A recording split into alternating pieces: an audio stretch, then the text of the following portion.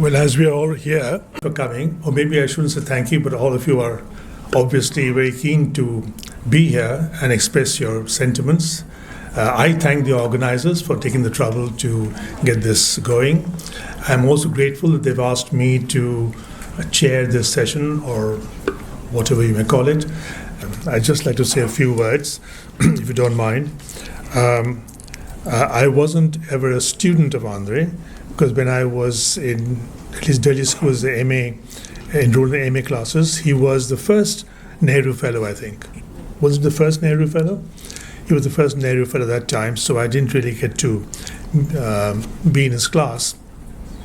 Though a friend of mine told me that Professor Béteille is famous, but he was always famous. So when we eventually got to know each other at various seminars in JNU and Delhi University, I really wanted to draw blood, because I wanted to show that here's a radical opposition to his point of view. But he was always so calm, collected, articulate, and coherent. It angered me immensely. And there we were I was trying to make a point, and he just didn't see it. However, after several years, I did join Delhi School of Economics as a teacher, and I was given a room, believe it or not, next to Professor Béteille's. And it was a godsend in many ways. And Professor Baviskar told me that that's not a good room to have, because every now and then there'll be a knock on your door and people will say, "Where is Professor Béteille's room?" But that didn't really bother me very much, because most of the time I was standing in front of his door anyway, first on one leg and then the other. So that was wonderful, because he was on the typewriter, prolific writer as he was. And one day I had come back from a vacation and I had read 3 books, which is a remarkable achievement for me to read books. So I read 3 of them. I wanted to show off to Professor Béteille I read these books. So Professor Béteille said, many years ago, Edward Shills came to stay with me, and I had asked him the same question. How many books have you read, Professor Shills, of late? And Shills apparently came over to him and said, "At my age, I don't read books, I write them." So there you are. So I had put together an anthology of his essential writings, and that anthology I made the claim, which is not unusual, but I said that Professor Béteille brought Weber to India.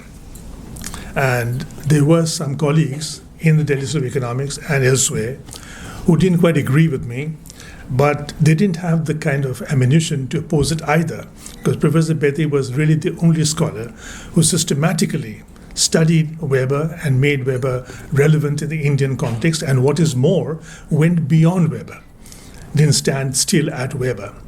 So the biggest contribution I think Béteille did was to locate his village in India, not just a village in India, and the next step is even more startling, India in the world.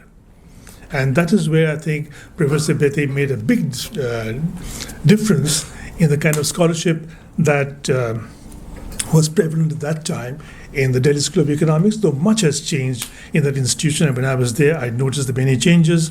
And I think that Professor Béteille was one of the most responsible person to effect this transition. Many of you have said how Professor Béteille was sagacious, wise, articulate. His sentences were distilled. He could just print them out straight away. And all of that, which is true. But I think for me, he was also a very good friend. And that'll stay with me all the time. Once I did something which was questionable, and you know how academics, we have ego clashes, and in this particular instance, the egos were bristling and crackling, and I did something which wasn't quite correct. So I told Professor Béteille, I've done something I'm not very proud of, but I want you to be on my side. And Professor Béteille, without thinking, said, "Of course I will." What kind of question is that?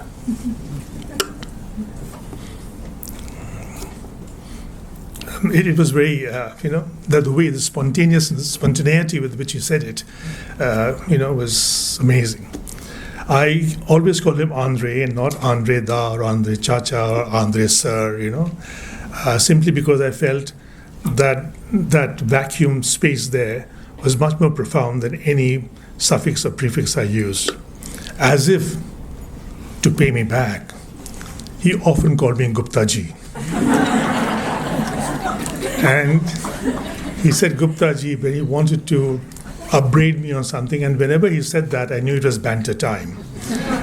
So anyway, I used to meet Professor Béteille as often as I could in his later years, and as you know, he was slipping away. The last time I met him,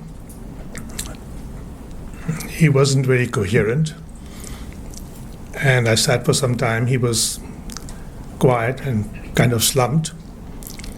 So after a while, I got up to leave, and I swear, I think I heard him say Gupta ji. Thank you very much.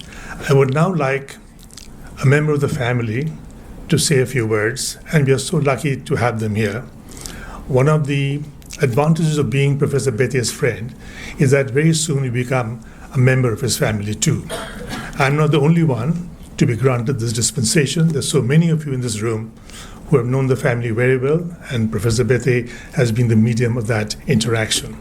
May I now request any member of the family, whoever chooses to, and I think Tara is there, right in front. So may I request you, Tara, to come forward.